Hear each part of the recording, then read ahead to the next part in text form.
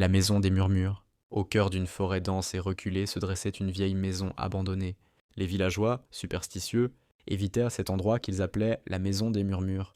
On racontait que ceux qui y entraient n'en ressortaient jamais. Pourtant, les rumeurs ne suffisaient pas à dissuader Élise, une jeune journaliste avide de sensations fortes, déterminée à percer le mystère de cette demeure. Une nuit sans lune, armée de sa lampe torche et de son carnet, Élise franchit le portail rouillé. Un frisson parcourut son échine lorsqu'elle posa les yeux sur la façade décrépite. Les fenêtres béantes ressemblaient à des orbites vides, et le vent qui soufflait entre les murs semblait chuchoter son nom. Elle poussa la porte, qui grinça sinistrement, et entra dans l'obscurité. L'air était lourd, chargé d'une odeur de moisi. Les murs, tapissés de vieilles photographies, semblaient ne suivre chacun de ses mouvements. Au loin, un murmure s'éleva. Faible au début, il se renforça à mesure qu'elle avançait. « Élise, pourquoi es-tu là ?» Elle s'arrêta net, le souffle court. « C'est le vent, » se dit-elle, essayant de se rassurer. Mais les murmures reprirent, plus clairs cette fois, comme si une multitude de voix soufflait à son oreille. Va-t'en tant qu'il en est encore temps. Ignorant l'avertissement, Élise continua son exploration.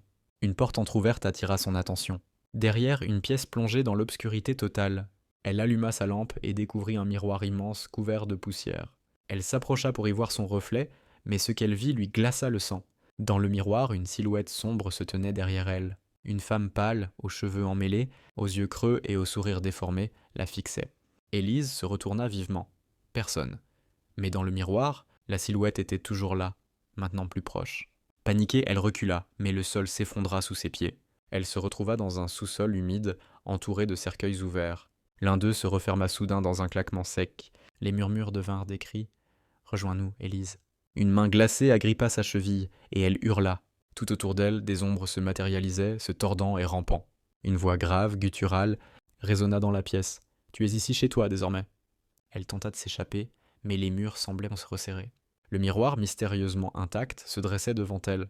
Désespérée, Élise se jeta à travers, espérant briser le maléfice. Elle atterrit dans un silence total. La lumière du jour baignait la pièce. Soulagée, elle crut être revenue au village. Mais lorsqu'elle sortit de la maison, quelque chose n'allait pas. Les arbres étaient morts, les oiseaux absents, et le monde semblait figé. Les villageois qui passaient ne semblaient pas la voir. Elle comprit alors, elle était coincée dans un reflet, prisonnière d'une maison qui n'existait plus, condamnée à errer pour l'éternité.